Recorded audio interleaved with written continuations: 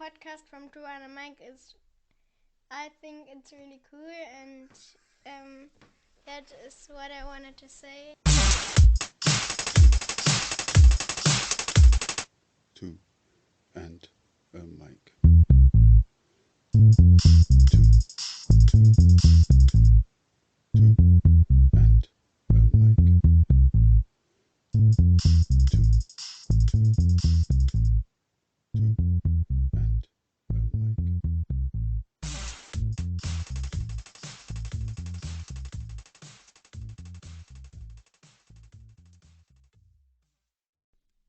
This episode is all about fun because it's based on video gaming. Aiden is a PlayStation fan and I'm on the Xbox ecosystem. Does that mean we're at each other's throats? Absolutely not. We both have the opinion that this generation of gaming is to be absolutely appreciated by fans of every ecosystem. Every fan should appreciate the amount of work these brands put into developing the world of gaming, pushing competitors to improve, and the sheer abundance of gaming options that exist are just amazing.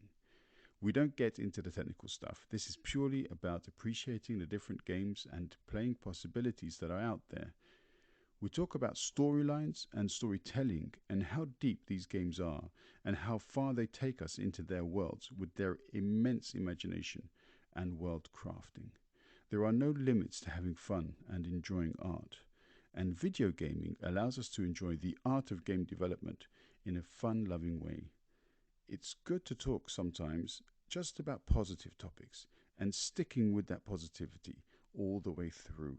That's exactly what we've done today, and I thank Aiden for his expert knowledge in the area. So thanks again. If you have any comments for Aiden or I, please come and find me on Twitter at my Twitter handle being 2TWO and a Mike1, the number 1. Thanks and enjoy. Aiden, it's great to have you back. And today it's for a very chilled chat. Yes, chill, laid back. Just gonna talk about video games. Cool. And we have to point out from the very beginning that you are a PlayStation Yes. fanatic, aren't you? So that's Oh your. yeah, I'm a Sony fanboy, really. Yeah. And Yeah, you're an Xbox bro. that's it. That's it. I'm an Xbox or whatever they want to call it. I don't Yeah. even know. So yeah, I'm sure there's something, but I don't know what it is.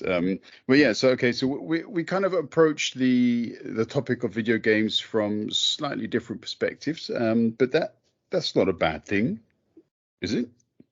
Mm-mm. No. No, I think it's No. important when two people from opposing ends are kind of coming together, talking about these things that bring them together, you know? Like Mm, video games are such a universal thing to share amongst one another, and it sucks how divided it is. It's like while politics, like we're taking a step away from that, is still like weirdly divided how much console and like PC is. It's such a weird thing that we're going through right now with where we are with consoles. mm. Yeah, it feels as though people, if they're not sort of, militantly defending something, then they don't feel a part of it. Yeah, I don't get the concept really, but fair enough. There's this other side of things where I mean, there are hundreds of millions of owners of consoles, and that doesn't involve or doesn't include even people who own Nintendo, people who play games on the PC. So we're talking, and also the billions of people who play games on their mobiles. So Yeah. gaming is obviously huge, and yet I still get sort of comments from people when I tell them that I'm like, yeah, play a game on my console, and they're like, hey, how old are you? I mean, do you get that response Yeah. as well? Yeah. Every now and again. I don't play too many games like that are like super young focused. Like I don't play Fortnite and I don't really play Warzone, like the battle royale for Call of Duty. Um, but every now and again I'll hop into something like Rainbow Six Siege, and Man, the player base on that is an interesting one because it goes up from like there are super experienced players that are really good, and then there are like really young players that are really bad, and anywhere in between. But there are also like these really young players that are fucking fantastic at the game, and like they're like literally 12, 13 years old, and they're like talking to you on the mic, and they're like telling you all the pro strategies, and they're like, and the whole time I'm like, dude. I'm an adult and you're a child telling me how to play this game and you know everything going on. It's insane. So it's crazy how like how they're in there and they're like they know what they're doing. It's so fun. Like I feel like it's cool to see how many young people are in the gaming community that are like able to partake in it and able to have a voice in it in some weird way, regardless of them yelling like gamer strats at you. Yeah, I mean, in many ways, it's a bit of a, it's quite a leveler when you only see a person's avatar. So, Yeah, gender doesn't play a role, age doesn't play a role, where somebody is, or wealth, or whatever, it doesn't play any role. You're just an avatar in a game. And, the person who you would normally expect to perhaps be the stronger of the two or the three or whatever, yeah, um, usually isn't. As you said, you could be, in your case, 20, 21, 22, or in my case, 45, up against a 12, 13-year-old kid. I've got no chance. yeah. That's it. It's crazy. Yeah. I mean, this is probably why I'm not really into battle royale, so I don't do the sort of live multi-plat sort of exchanges Yeah. on these in these big games because I'm just fodder. I'm seriously, I would just be, yeah, I would just be there to help people score an extra kill. I know what you So mean. that's not my thing, man. Yeah. I avoid the battle royales for similar reasons. It is much of like people are really like they're people are so good at it now that when I hop in there, there's nothing I can do. Like everybody else is just like so many skill levels ahead of me that no matter what I do, I'm just gonna be behind.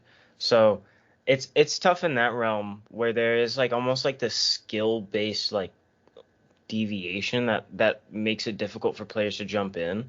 Um, but at the same time, those learning curves are like awesome when you finally figure it out and then you're like, "Oh, that's what I have to do." And then you're like just going to town for the rest of the game. It's like one of those moments where you're just like, "I figured it out on my own." And I think that that's one of the opportunities that video games has that's just so unique is like I did this myself, you know? Yeah, absolutely. And I mean, as you say, the learning curve is quite steep. But I also feel it's the sort of awesome potential to bring people together. It really is quite telling. So, I mean, when my older boy came from London to stay with us in the summer, and he was playing with my younger son here, and it just basically, you know cooperating, you're one advising the other on how to do this or how to do that, and I'm just sort of sitting back there and learning from the both of them, Yeah, and it naturally opens an extra avenue of sort of conversation and interaction, and for me it's provided a real sort of wealth of interaction with my kids, yeah. which I don't think I'd have had I not really embraced video gaming. For sure. Yeah. It's uh it's a good connection with people. Like I share this connection with video games and my little brother because like he's at that age where video games are kind of like they're awesome to him. He's learning about video games. He's learning the mechanics of video games. He's learning how to make the game do what he wants them to do, and in like an understanding the game kind of way. Like it wasn't just I want to do what I want to do. Now he understands the mechanics of the game, and it's fun to see him like go through the process and see him work through the process in his head and to chat with him about like what are you thinking about, like what are you trying to do here on this, like specifically in Minecraft. I feel like him and I play Minecraft more than anything else, so it's a lot of like what are you building? Like, let's see the process of how you build this ship. And then he like builds this massive boat in the water on this in the ocean, and like he goes through the process of like doing the different types of stairs to make the ship look more textured and whatnot. And it's just like, it's cool to have that connection and to see where his mind is going with these ideas, because my mind's not going to go to the same things. And so it's like seeing somebody else's problem solving skills. It's like seeing somebody else like in their creative place. And it's just so awesome. I love it about that. Yeah, I mean, and also the point that you raised about seeing someone else. I mean, I remember when my oldest son used to watch YouTube videos of people playing Minecraft, and I always used to think to myself, you know, he watches this for hours. Yeah, you know, and he was only about 10 or 11 at the time, and he could just engage for hours watching this, and then he Yeah. would go and do it himself. And at the time, I was like, that's crazy. And then my younger son, when he started to do that too, I kind of like, oh, I get it now. Yeah, because obviously I learned from my older boy Yeah. what's going on. Did you do this, and does your little brother do this as well? Yeah. I was right at the when Minecraft was a thing in my life. The internet was also becoming like a more prominent thing in my life, and so those two things kind of went hand in hand with like when I didn't know what to make in Minecraft or how to make it. I remember this one YouTuber, Mumbo Jumbo, who still does stuff now. He did all this awesome redstone, and I would watch his videos to figure out how to make redstone contraptions. And like I would be on servers with my dad, and my dad would see some of the stuff that I would make. And so like definitely like pulling from these YouTubers and like putting them into my builds and learning in that way, and then using the mechanics that I learned in those builds to like put into other things as well, is always like it was learning the game. It was learning the game from somebody else's point of view, I guess. And especially in something that I wasn't good at, because I was never good at redstone, and that's like the wiring and everything for Minecraft. So like making things happen in a cool way usually required redstone, and if I wasn't good at it, then I couldn't make cool things in the game. So I really liked learning how to do redstone with that guy. Um, and I think Mm. my brother does a lot of the same stuff too, like with the videos that he watches and the stuff that he does. Like I see where the things that he watches, what he pulls from those and puts into some of the stuff that he ends up building. It's really fun. Mhm. Yeah. I mean, it's also interesting how, in itself, podcasting, for me, was in many ways inspired by watching a number of these individuals Mm, on YouTube. So not necessarily playing the game and talking about how the game develops, but talking about the background to the gaming industry.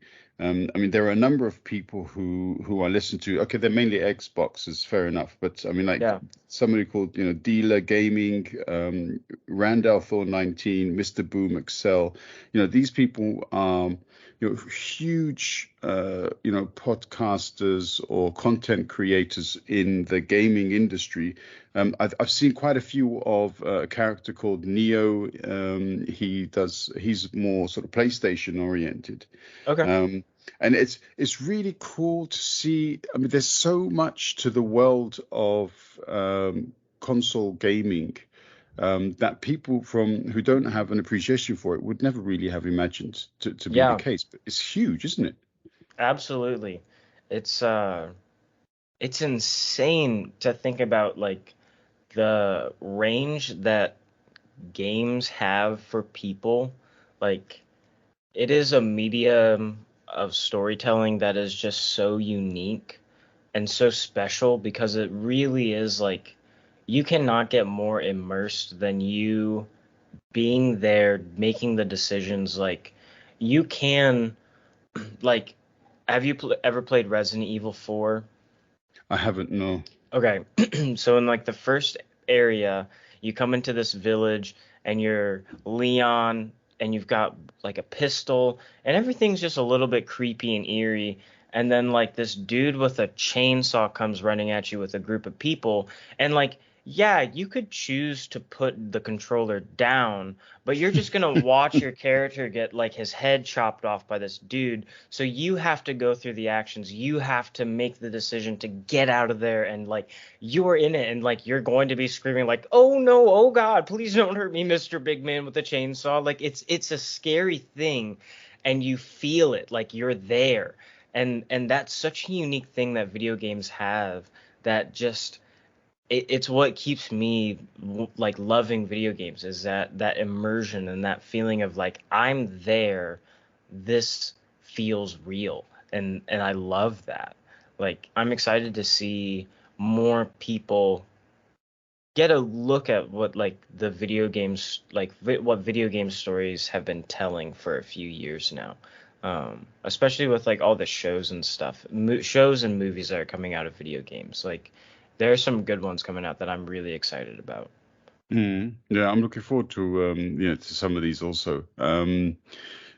It's cool though, but you mentioned that in particular because so you kind of got the hint that I'm into gaming from a tweet of mine, and the tweet was basically, how do you interact, how do you engage with your character, your avatar, Yeah. when you're sort of gaming? Do you see it as this sort of abstract character on your television screen, or do you think that's you? Um, because with me, when I first tried to get into gaming, what always sort of set me back was this concept of death. So I always felt that if my character was killed, that's it. Yeah. I'm shit. I'm a failure. I can't do this. And that's completely the wrong attitude to take, isn't it? Yeah, absolutely. Yeah, I think with like the list of games that I put down for like my top 5 at the moment. Oh shoot, did I even put this other one in there? Nah, that'll be like a little honorable mentions, I guess.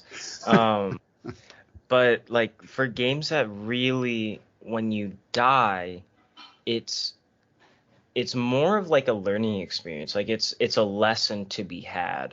Like Metro Exodus, I've been playing a little bit lately, and that one's just got like a lot of good, like when you die, you learn from your mistakes. You learn that whatever you did to get you to die in the first place, you know not to do that thing again. Like you know that that is not the route to take. You know what that enemy can do to you, or you know that that area is swarmed with like bandits or whatever. Like it is very much, when you die in video games, it should be seen as a learning experience of how to go about this situation next time, how to avoid this same scenario. Some games are just brutal though. Like I'd say the Elden Ring games, or the Elden Ring in particular, like the Blood Souls games, like those are just brutal. So if you play those, don't feel bad at all. Yeah, I haven't played Elden Ring yet. I'm probably waiting for it to come out on sort of free on Game Pass. Yeah, If that happens, or not, I don't know. But um, for reasons which will become sort of self-evident a bit later, I feel that I've got so many games still to play to catch up anyway, that I don't have to go out and sort of spend money on new stuff. yeah, Yeah, so it's cool though, because I'm only by listening to some of these podcasters, and speaking with my kids and watching how they play, did I eventually come to realize that in when it comes to video gaming, the whole cool thing is that you can die and then yeah. you just start again. It's not actually bad to die in a video game. Yeah. It's a good thing. It's, and that you respawn, like that's the thing that's so good, is that like there are not many games where you don't respawn again. Like in fact, I can't think of a single one where you don't respawn again. Like where the game is just like bam, done, over, the game like deletes itself from your console and then you can never download it again or something like that. Like there's nothing that extreme. Like the most extreme one that I could think of was The Last of Us Part 2 has like a permadeath game mode, and that's just like if you die, it throws you back to like, you can have it set to like chapters, days, and then the overall game. And like depending on where you set it, like the game is not a short game. It is upwards of like 30 hours, I'd say.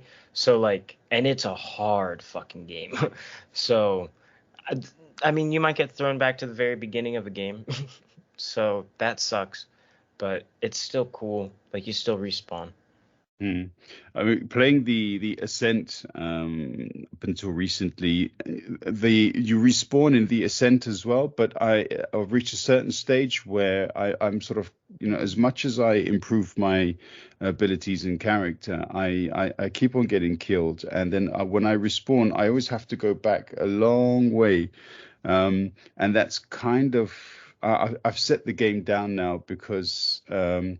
It's too much of a hassle for me to get past that stage. I will go Mm, back to it because yeah. it's a great game, but it's just too much of a challenge to overcome one particular sort of part of the story, Mm, and that's a bit off-putting for me. I definitely understand that. I reached a similar point with Hollow Knight. That was a fun like platformer, but it was hard. It was like somebody described it as like the closest that a platformer has gotten to like a Blood Souls game. Um, and I was just like, yeah, no, I see that. Like just with the challenge, um, it throws you back pretty far when you die, and you have to go collect your souls again after you die. It's one of those types of games. But I reached a similar point where like the challenge was just too high, and it got frustrating, and then I just put it down, and I don't think I've played it since. Mm. Um, I don't do that too often. But I do have like games that I continuously fall back on that I just will always play, and they always stay downloaded on like the home screen of my console. Like they're my go-to games. So like when that happens, it's just like one of those things where I'm like, well, I guess I'll just hop into Red Dead Redemption 2 again. Like something like that, you know? Like there's always and that's the thing too, is that if you don't like the game, there's always more games out there that you'll find that you can enjoy. Like, and so many people already enjoyed Hollow Knight that like if you don't enjoy it, that's okay. There are more games out there for you to enjoy. There are tons out there. Like it's unbelievable. Yeah, and how sort of connected have you become to some of your characters? I mean, do you feel that there is this natural connection between who you are with the controller in hand and the sort of the avatar that you are controlling essentially on the screen? I mean, are you one and the same? In a weird way, kind of. Yeah. It's a weird thing because like you've gone through these experiences with these people, like, and you see their struggles. Like, I'm thinking, like, Arthur Morgan, in particular for Red Dead Redemption, Joel, Ellie from The Last of Us. Like, these are characters that I personally have grown so attached to that, like, spoiler alert for The Last of Us 2. When Joel died, I cried. Like, that was heartbreaking. That was a character that I had become like so in love with. Like he's not a good person in the first game. He doesn't like he is a selfish individual. He makes the choice to like keep Ellie for himself. Even though she's the only person who can cure the fungal zombie virus. And he lies to her straight to her face, and you feel it. And like even just talking about it, I get like little chills because it's just like one of those things that like it was so well done that you could have left it there. And I like the second game a lot, but like that is just such a moment, man. And then when he dies, it's like fuck, you're not a good guy, but I have to be okay with this.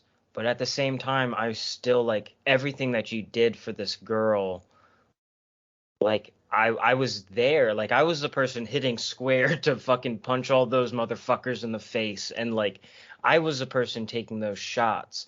And like and the same thing with Arthur Morgan with like his journey through like being a cowboy who's being run through the west over to the east where you shouldn't be as a cowboy, like he's getting further and further into civilization, like, and then coming down with tuberculosis, and then like kind of finding his purpose of like I need to get these people out of this camp. Like when you spend enough hours with these people, you can't help but feel so connected to them in a way that's like we've shared these stories together in a weird way. Like that's what's so amazing about video games is like I feel like I have some of the weird stories that Arthur Morgan and Joel have and Ellie have in their experiences that I've been able to either like pull on and kind of like draw into connections in my own life and like learn those lessons in ways that I haven't personally had to experience those sorts of losses, but I can see how it affects people. And in that game, like it's well done and it shows so well like what kind of destruction can come when a group is under so much stress and under the leader of Dutch, who's this crazy man. Like it's it's well done, and that's why I come back is these characters are good and they make me feel like I'm there and like I'm with them. It's awesome. Mm. Yeah, there's this very powerful sense of escapism also inherently involved because you have to really immerse yourself into these worlds, become the Hmm. characters, live the experiences that you are. Okay, in many ways, even in open games, you're sort of being, guided towards a certain path, Yeah. um, and you lose track of time, don't you? Hmm.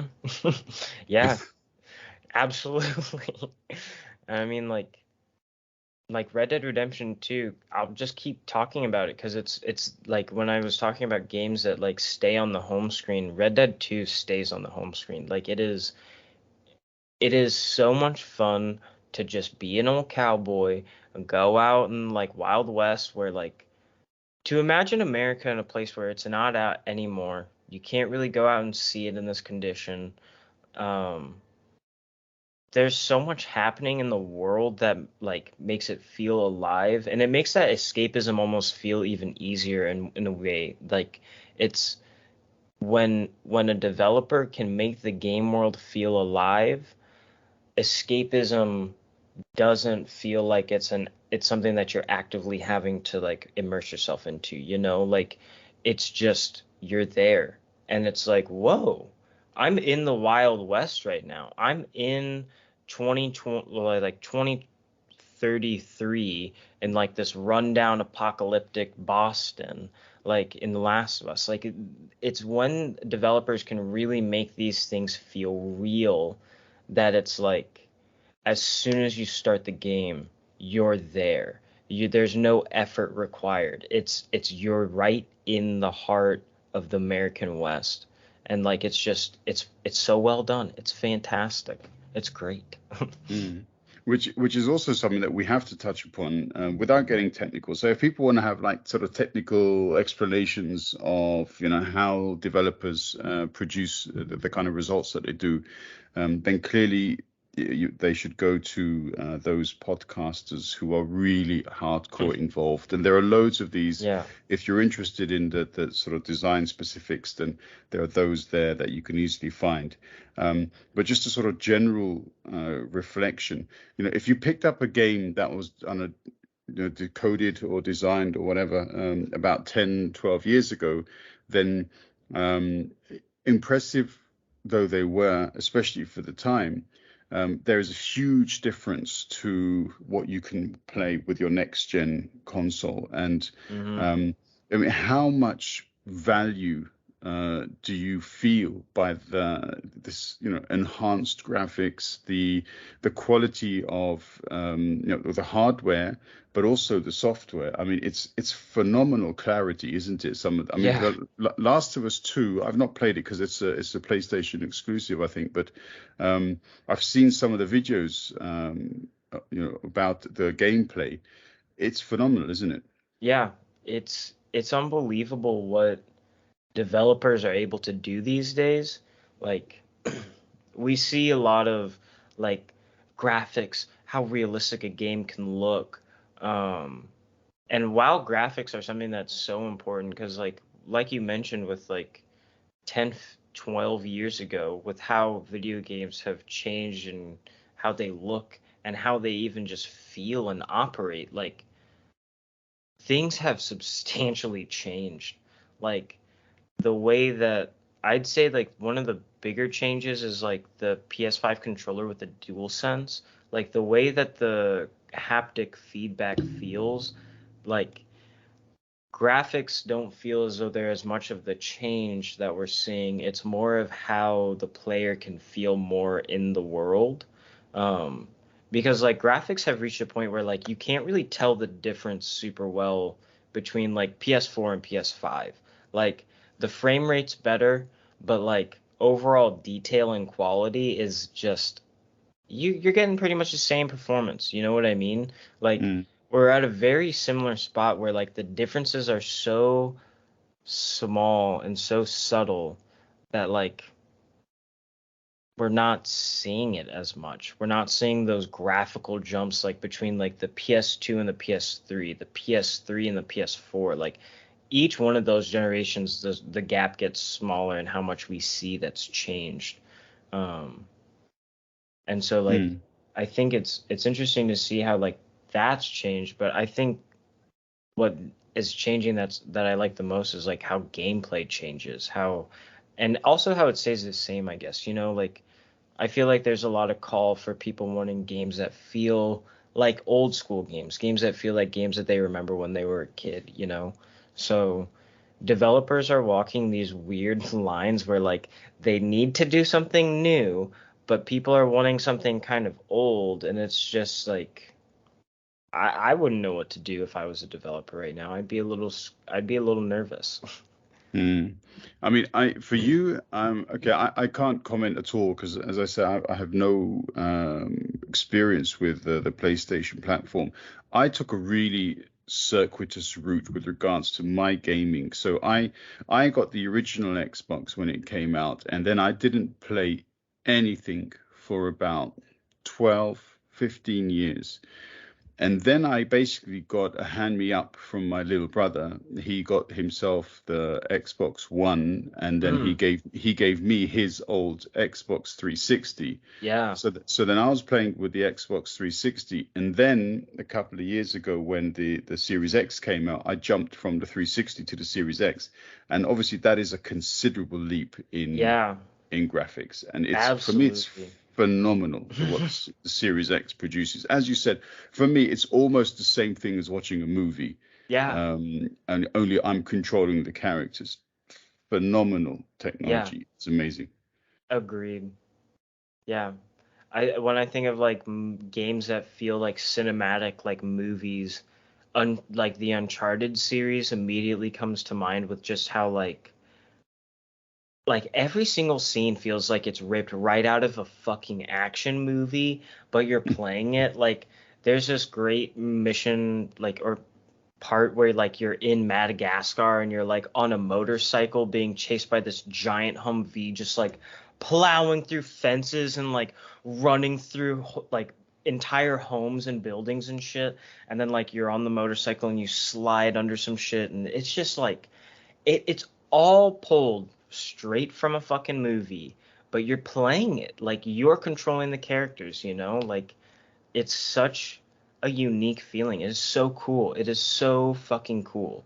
Like Mm. it's one of the reasons why I think it's why you feel so immersed in these things is because you're doing it, you know? Like when you're reading something or you're watching something, you can't choose the direction that things are going to go. You can't choose where the characters are going to adventure, you know? But like in games, especially these days, there's so much choice in like what you can do, how it can be done.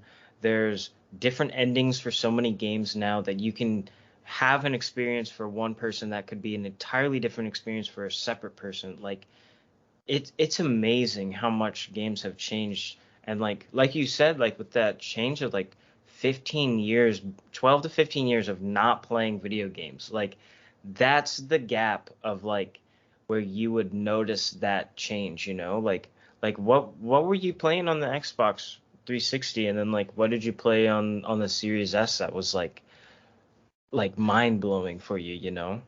Yeah. So I on the 360, I was basically constantly playing Diablo 3. Mm. and a little bit of COD, Call of Duty, but for me it was basically almost yeah, religiously playing. Can you say religiously playing Diablo? But anyway, yeah, okay. Yeah, I don't know.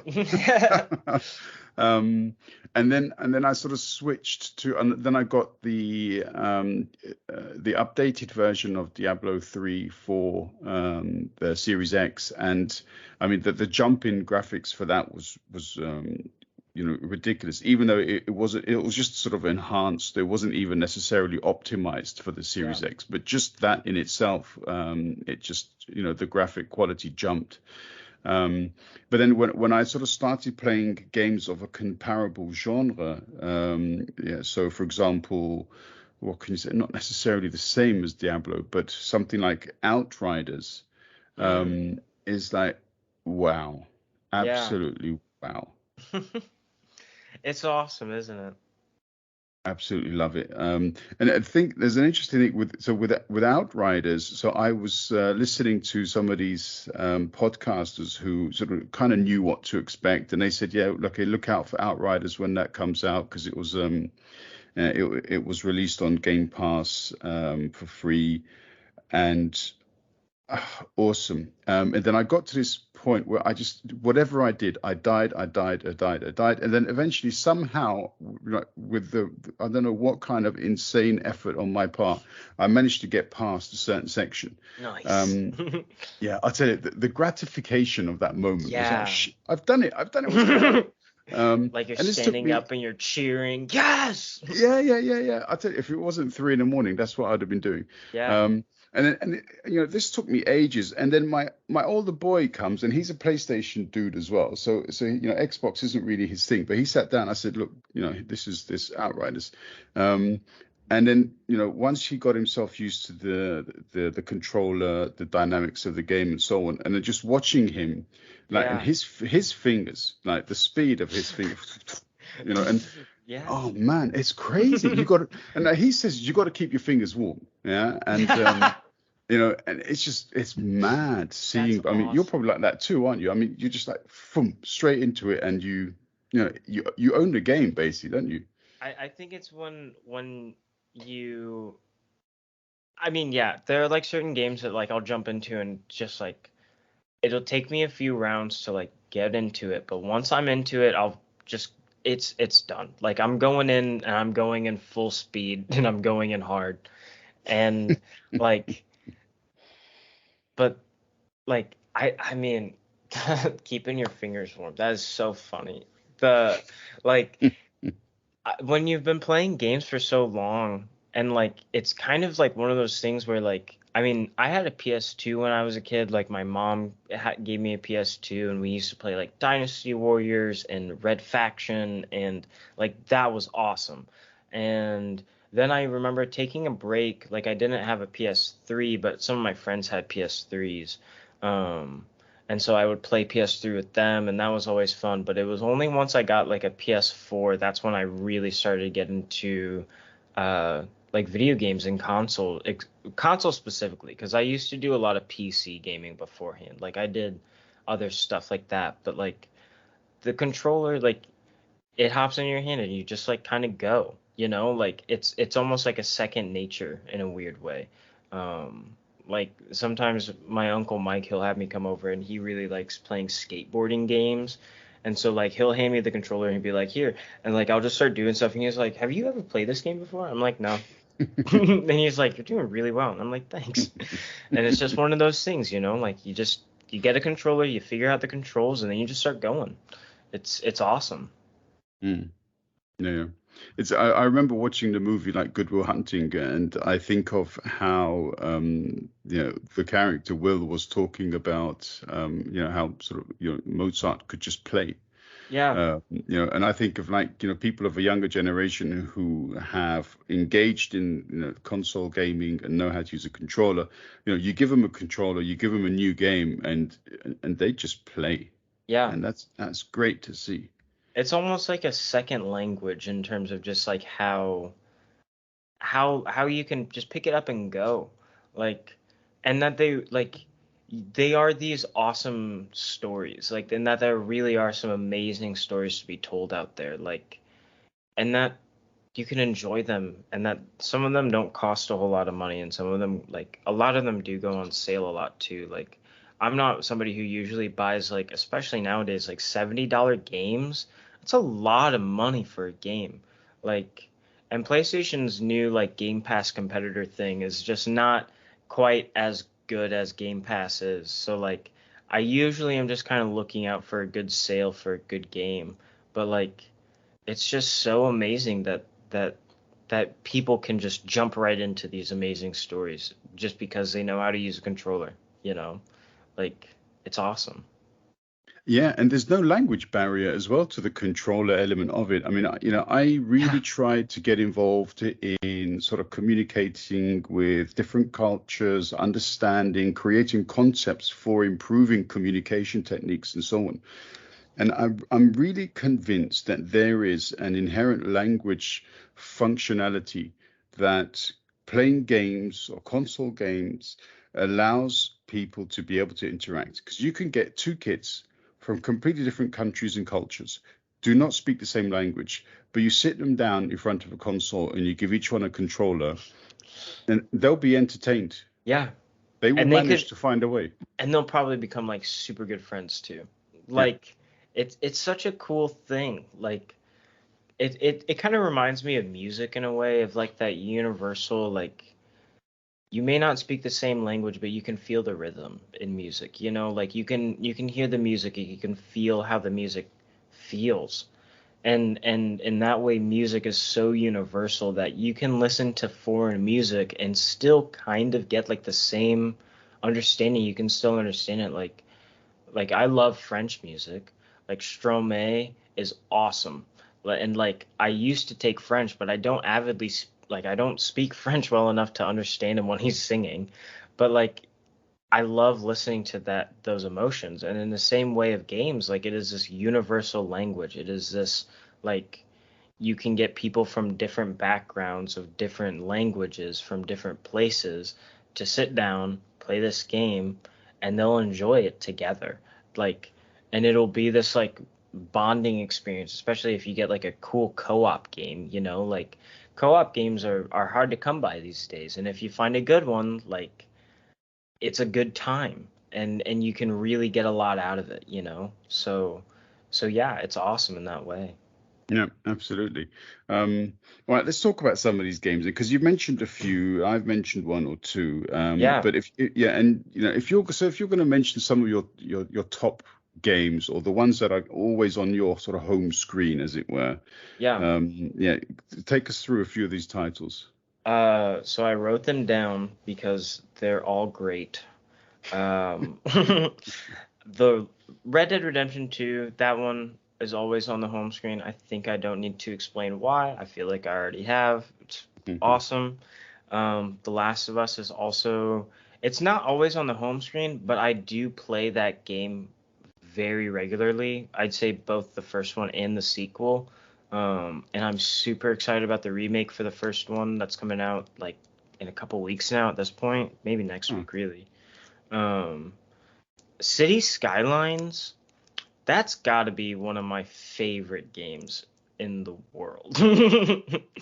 It is, it's awesome. And I went on Game Pass, and it is on Game Pass, and I highly recommend it if you haven't played it before. It is so fun. Um, DayZ, it used to be an Arma mod. uh when it came out on console, I picked it up and I love it. I used to play it on PC when it was in like pre-alpha, like 0.49 or whatever the fuck, like on PC, and it was horrible. The game's changed so much. I love it. I play it all the time and like just listen to some podcasts or like put on like a documentary or something like that. Like it's one of those games where you can zone out, just kind of do something and like feed your brain information because you want to. I love games like that. And Cyberpunk 2077 was like the last on my top five of just like games that I play pretty dang regularly that I really enjoy. Like Cyberpunk got a bad rep when it came out, but it's good. Like on next gen console, it's fucking awesome. Like there are some great moments. The first like 5 hours, I'd say, of the game that are like pretty scripted are really, really good, and the game pretty much only gets better from there. Like it's amazing. I really enjoyed that game. Keanu Reeves was really cool to like have as like somebody like in your brain that's like constantly around just like saying weird shit and being an asshole. It was awesome. Um, and then I had to put down like a couple of honorable mentions of just like Assassin's Creed Origins was great and unexpectedly fun. Like exploring Egypt is always a dream of mine, and getting to do it like exploring tombs and stuff was really cool. And then Ghost of Tsushima for PlayStation. It was just beautiful. I loved the combat, a good sword ninja type game. Oh, it was awesome. But Mm. yeah, that's my list. But I'm That's really interested in yours. Yeah, that's quite a list. Assassin's Creed Origins, I've downloaded, haven't played yet. I have to say. City Skylines, when you said it, I remember that I've seen it on Game Pass. This is where you essentially build your own city, right? Yes, Yeah. it's Okay. so fucking cool. Like it really made me appreciate my city a little bit more, or like not even just a little bit more, but a lot more. Like, and it made me understand like city planning, city building, how everything has to happen. I watched like in the same way that we were talking about like with your son and with my brother, like with watching videos and like taking lessons from them. I watched a few YouTubers for City Skylines to figure out how the game works, and I learned a lot. Like not just in the game, but also in like I learned terminology about like how America does like zoning and whatnot, and it's awesome. It makes me feel like I understand a lot more about like how cities operate and whatnot. So I highly recommend that one if you haven't played it. It's awesome. Yeah, no, I'll add that to the list as well. I recently downloaded one which was released, I think, just a couple of weeks ago, essentially about campus, where I think you've got to design your own university campus. So that's Ooh, probably quite similar. that sounds Um, fun. yeah, I'll check out the name of the game properly, and I'll send you a message on that. Cool. Um, yeah, so okay, so the games that I play, so Sniper Elite 4, yeah, I know Mm. Sniper Elite 5 has come out, but I'm still very much on Sniper Elite 4, and what I love about Sniper Elite 4 is because I don't have the quick fingers, yeah, that Yeah. you youngins do. So Sniper Elite 4 is a game that can also be played so slowly at Hmm. granddaddy pace, Yes. and I love that. Love it. Hmm. Where does Sniper Elite 4 take place in? That's in Italy. It's Yes. yeah, It's beautiful. Yeah. mm, I played really Sniper good. Elite 5 with one of my buddies, and we took it like every mission took like over an hour to play because we wanted to do it slow. We wanted to do like everything in it. So I definitely get that. Yeah, and I mean Sniper Elite 5. So I watched a couple of videos on it. There's one guy who he's dedicated to Sniper Elite, and basically he did a review on Sniper Elite 5, and he said that the maps are huge in Hmm. comparison to Sniper Elite 4. And they've updated a few of the different functions and so on. So I'm pretty sure when I make that sort of final jump into Sniper Elite 5, that once I get used to the additional sort of functionalities, I probably won't go back to Sniper Elite 4. Yeah. So that's why I'm kind of delaying my jump in that sense. That's usually how it goes, isn't it? I think so. I think so. But yeah, it was a really entertaining game. Um, Diablo, as I mentioned earlier, I w- my when my older boy came, he downloaded a game called Subnautica. I don't know if you've ever played this or My seen little it. brother loves Subnautica. Yeah, Oh and yeah. that's quite funky as well, isn't it, as a game? Yes, absolutely. It's really engaging, and this sort of constant quest to then find minerals which you can then turn into yeah, whatever other sort of building piece that you need, and you use fish to make water and food, and um It's crazy. Yeah. And then the whole storyline of trying to build a rocket to leave Oh my to leave this gosh. planet, and it's phenomenal, isn't it? How involved it is. My brother, he understands it so well, and like when he talks to me about it, it's like him speaking a different language to me. Like I'm just like I'm like nodding my head and like saying, "Yeah, yeah, yeah." And like I really am trying to understand it, but like and he gets it so well. And it's one of those games I'm just like, I don't understand this. But like you are having so much fun, man. Like I love watching the stuff that he builds on that game too. Like it's like Minecraft in that way of just like it's cool to see what people do and how people build and how people like problem solve. It's my favorite thing about games. Yeah, and there's always this crazy, like, huge fish that like, swims around in the background, and you're like, oh, oh, what Yeah. does that, you know?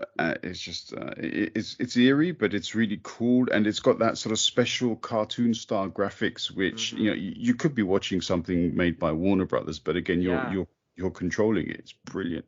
it's awesome. Yeah. And the game that I'm really focused on now and really enjoying is it's an old title, but Mass Effect. I don't know if you've played that. Mm, I haven't played Brilliant. it, but just like I've seen so many people talk about it, and it's I'm sure that it's on. I think the collection is on PlayStation, but I still it oh yeah, talk to me about that, please. Yeah. So there's Mass Effect 1 to 3. So I've just recently started it. And what I really appreciate about this game is that it's not simply a question of shoot them up. You also manage to develop the character by deciding what to say. You have a certain number of options, and you decide whether or not you want to investigate something, whether or not you want to ignore someone, whether you want to be a nice person or not a nice person. And I Yeah. think this kind of feeds in, it sort of develops the character and how the world relates to you thereafter. Um, and that kind of engagement and immersion, I'm really enjoying in this sort of storytelling mode. Um, I'm fascinated by it. It's really got me hooked. Yeah. It's great. I Yeah. love a game that can build out the characters in that way and like I've always heard that Mass Effect does such a great job of like really emphasizing your choices mattering and them having an impact on the world. Like I've heard that's one of the games that like the decisions that you make in the first game impact the decisions that have like what happens in the second game and then that the same thing goes on into the third game. And it's like one of those things that I'm just like that's so cool, man. Like that's so awesome. I feel like you don't see it that too much these days, you know? Like and Mass Effect's been out for a while, you Mm, know? Like I think so. I think like maybe 10 years at this point, like at least for the first game. So it's been a while.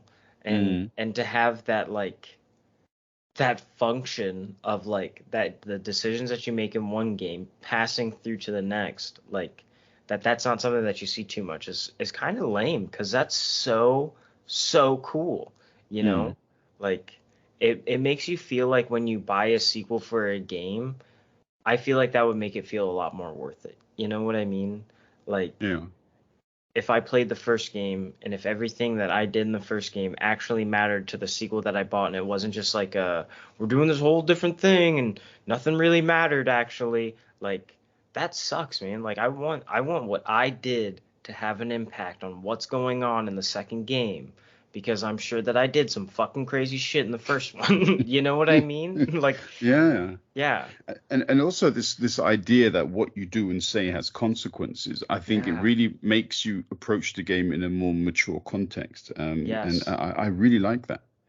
I enjoyed I think it was Outer Worlds for that reason. That one was made by the people who made Fallout New Vegas and it was just fun to like get to make those decisions, you know? Like I feel like Telltale Games does that a lot in terms of like your decisions directly impact the story. It is such a story-driven game and very decision heavy and it is like they are good games. I'm super excited for the series that they're going to do for The Expanse. Like that's going to be awesome. I'm ready for that. Mm. Um Yeah, it's gonna be cool. Okay, yeah, something to look forward to then, because I also want to talk about what we're going to look forward to. But I mean, we're already pushing pushing through the almost through the hour mark, and yeah, there's so much to still to discuss. Yeah, But I mean, that storytelling mode. So, for example, I think my older boy played a game. I can't remember the exact name. I think it was Firewatch or something. But basically, you come to some kind yeah, of a national park, and you are like a warden, as it were, and um, it's there's a woman who's in this sort of central control area, and she sort of guides you through the process of becoming a warden because you're new to the job, and the character's wife is sick, and she's in hospital, and you sort of cut away um, to do this job because you can't even help her, and there's a lot yeah, of it's very involved storytelling, and essentially you've got this woman's voice constantly communicating with you, and you've got to solve this crazy mystery, or there's a murder or something, and it just pulls you in. yeah, um, it's phenomenal storytelling, again, based upon some of these elements within the storytelling genre. yeah. I gotta check that one out still. It's one of the games that like the story. I am a sucker for a good story game. Like any Mm. game that's got like a story that is just like oh, like God of War is another one that's got just like a storyline that's just like so fucking cool and so good. And when they did the reboot for it, it was like I didn't know how you guys were gonna do it, but you guys did it really well. And like I wasn't expecting what you did. Um, it's so cool. I love when that can happen. Yeah, I mean, we haven't even mentioned some of the big, for me, some of the big sort of the Xbox ones, which are Gears of War and Halo. But Yeah, these are fantastic creations, and very much sort of leading the way, as it were, with regards to the mechanics and the dynamics of the games. absolutely. Um, but if we talk about what you're looking forward to, because you kind of touched on it there with regards to the Expanse. I mean, is there a date yet on this, or are you still sort of waiting for that I to be revealed? I think we're still waiting for that one to be revealed. I'm not like that's not one that I'm like super keeping my eye on. Like I find that I'm not really keeping my eyes on too many games these days. Just because like too many false promises from games that I really have liked, that have just crashed and burned. Like, and it's really developed this poor relationship that I feel as though a lot of other gamers have with the with gaming companies is just like I don't trust you to make a good product all the time. Like EA is one of like the culprits that I'm just like I was really excited about Battlefield 2042 just because it looked like it was going to go back to like how Battlefield used to be, and then it was not good. Like it was not a good game. And that sucked. Like I was really disappointed about that. And so like I don't find myself looking at too many games anymore being like, "Ooh, I'm really excited about that." Like there were a few that have come out recently. Like I put down um God of War Ragnarok looks really exciting. Like I said, God of War is just really cool. I'm excited to see where Kratos and Atreus go in this new experience. It just seems super exciting. The Callisto Protocol looked like a Mass Effect type game, um, and it just looks dark and scary. And I really am excited for like a classic feeling, like kind of like shoot 'em up, but like dingy and creepy and scary. Like I want something like that. We don't see too many games like that anymore. And then Call of like the new Call of Duty. I am a sucker for a really good first person shooter, like modern first person shooter.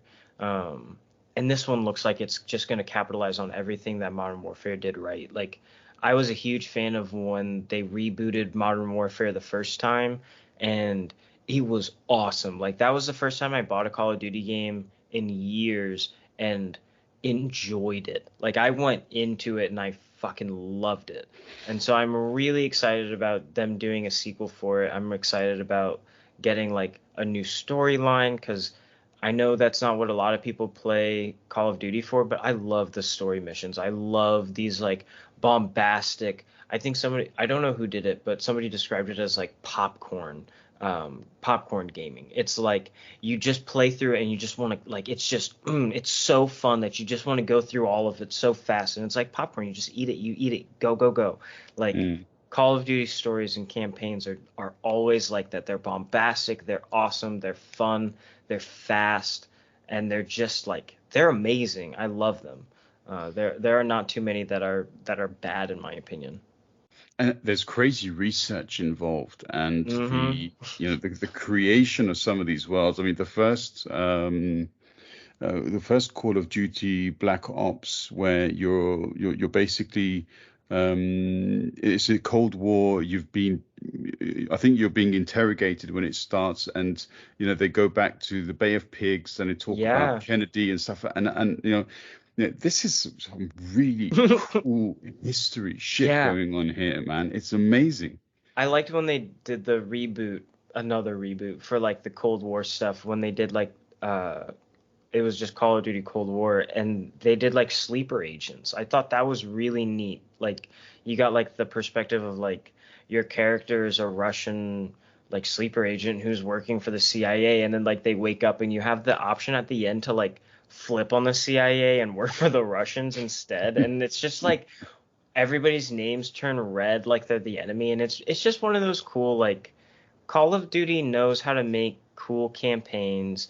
They know how to really like you said with like Black Ops, like I feel like they did it a lot in the earlier games with like really pulling context from like the past and historical like actually going historical with it. Like World War like their World at War, that one was awesome too. Like it felt like you were in like these big moments of World War II, and like you were getting like background story of like how these missions were going and how the US invaded, and like how the Russians were able to like stand their ground in Stalingrad and whatnot. Like it's crazy stuff. It is amazing. Yeah, and again, the detail, the quality, the gameplay. It is a unique game for what it represents. But these are huge games. I mean, Yeah. 100 gig is nothing. No kidding. It's insane. I'm like, and then like the PS5 came out with like 850 gigabytes or whatever, and it's just like, dude, that is not enough. Like, are you seeing the size of the games that you are putting out, man? Like, Hmm. man, 70 to 120 gigs. Like, I'm not seeing many games go below that these days. Like, it's crazy. Yeah, these big AAA games are huge. Yes. And then you see some of these updates, and the update is like, Oh I my don't know how God. many gig. Like, what is that? Yeah, at that point, I'm like, man, I have to delete something at this point for that update. It's just painful. Yeah, yeah, yeah. Okay. So yeah, I mean, I had to buy the expansion card, and I had this. I mean, the Series X comes with the terabyte, but I had to buy Yeah, an extra terabyte expansion because I just wanted to have all of these things on there. for sure. A bit of overkill, perhaps, but still, I Was mean, it, did you get yeah. it an SSD? Yeah, yeah. It just basically Nice. you can run it straight off the expansion card. So it's That's basically like awesome. having internal. Yeah, the speed is amazing. So yeah, it's just completely seamless. So Fuck yeah. yeah, yeah. I'm very pleased with the tech. The stuff that I'm looking forward to. So I've just written down three here. So there's Stalker 2. I don't know if you're familiar with that, but Mm. I've yeah. seen trailers for it. Isn't that going to be an Xbox exclusive? I think all of these might be Yeah. to be honest. No, Yeah, yeah. Some of the ones that I put down were Xbox exclusives or PlayStation exclusives. I'm PlayStation. not, yeah. But yeah, that one looks fucking awesome. I'm definitely going to be watching people play through that. Mm. Then there's Starfield, which is it's going to be it's apparently it's the biggest sort of open world that I think it's Bethesda that they've Yeah. created. So that's going to be apparently huge, and there are what 1,000 planets or something It's something to crazy like discover. that. Yeah. I mean, I can't imagine how long people could probably play that game for the rest of their lives and still not Yeah. complete it. Um, and then another game, which maybe it's a bit strange considering the list of games that we've talked about, but Everwild. I don't know if you've heard of this either. I don't think so. But it's basically like it's a bit like the movie Avatar, where people interact with the wildlife around them. Ooh.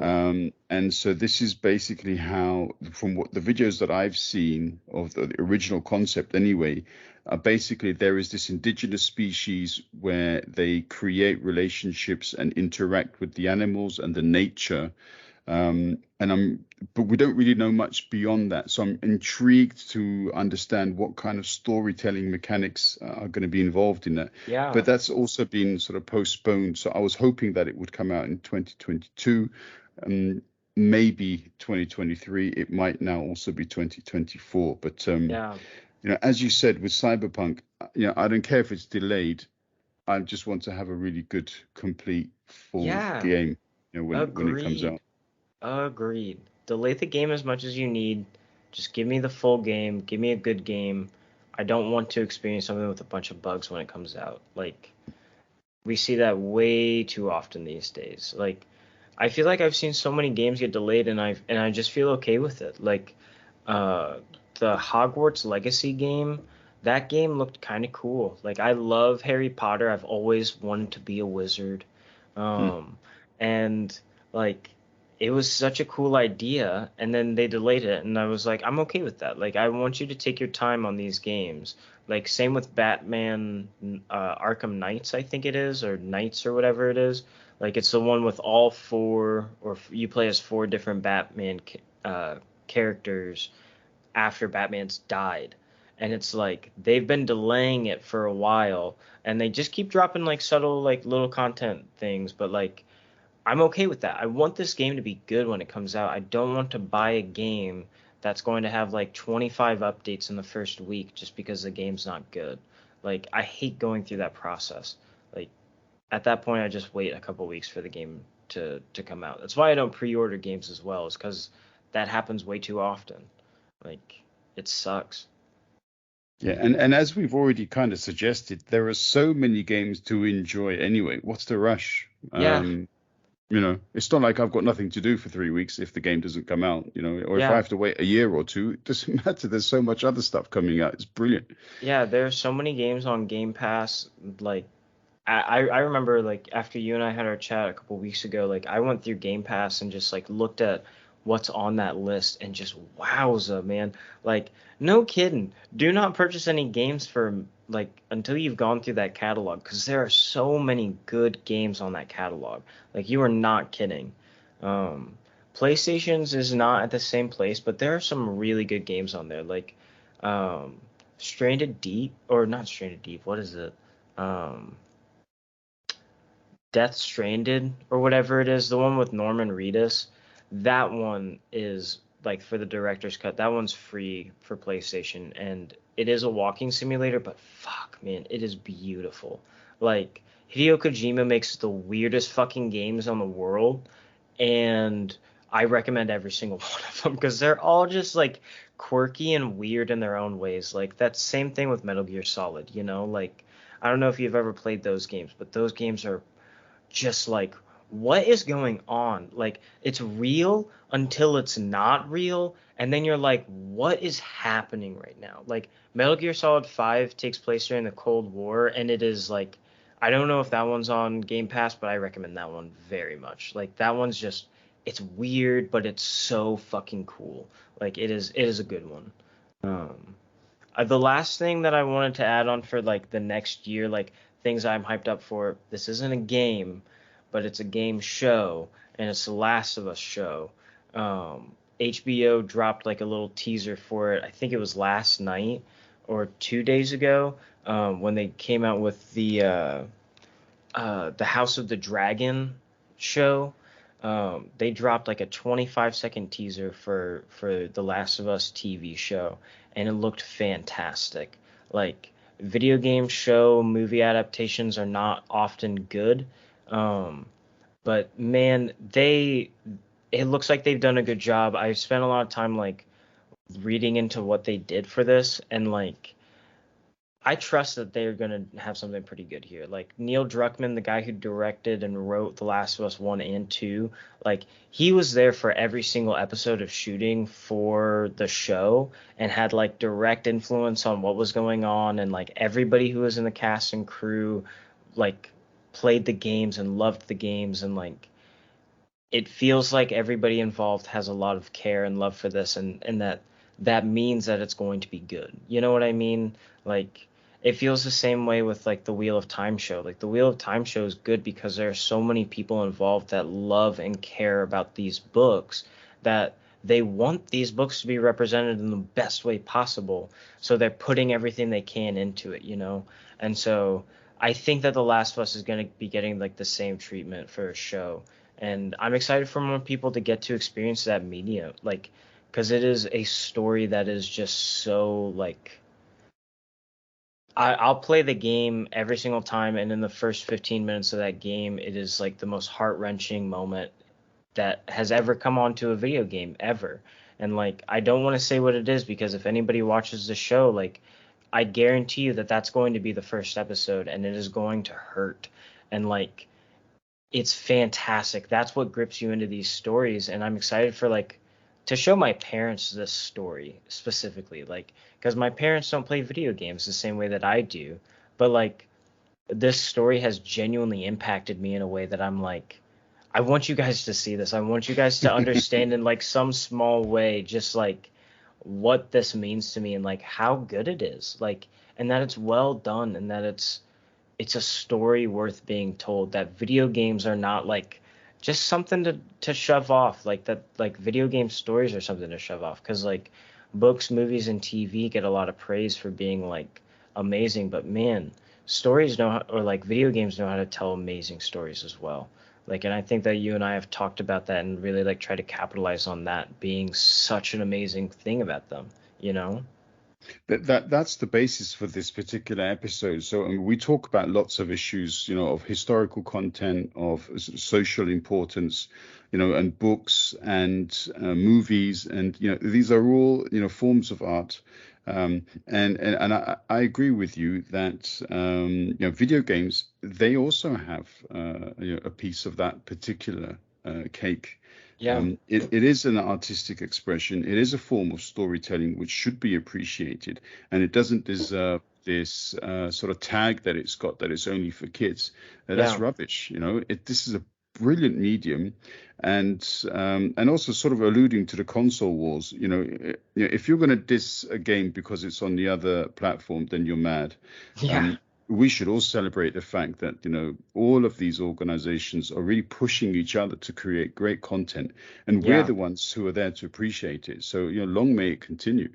Absolutely. I think that's the best way. Like, that was the best perspective of the console war that I think anybody's had. It's just like appreciate it, like that there's this competition of like putting out the best product possible, and that you are getting to experience these, like you're getting to experience the product, like you're getting to experience these amazing stories that people are spending so much time. Like I think it's so important to recognize the developers who spend so much time and put so much heart into these games, that like, and they are pushed so hard. Like we didn't really talk about it, but like game development is a horrible industry at this point in time, and just how like toxic it is.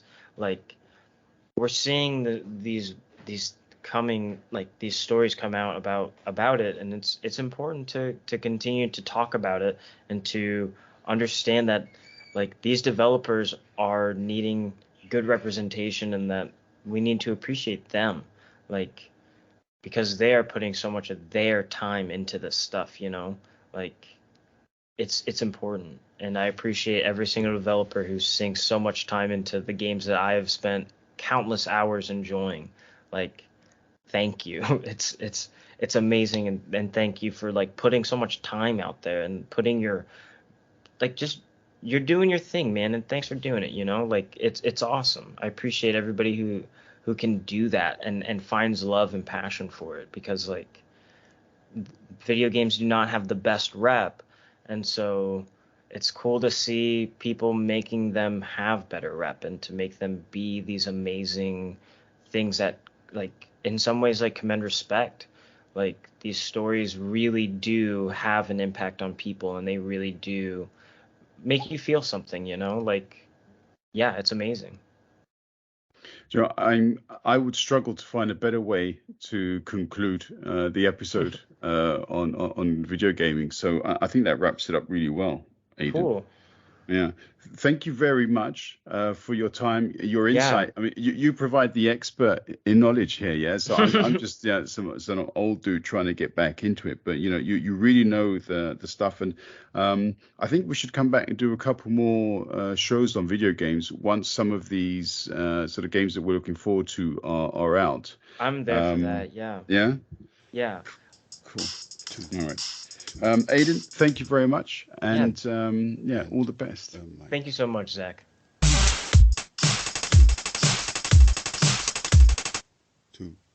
And mic.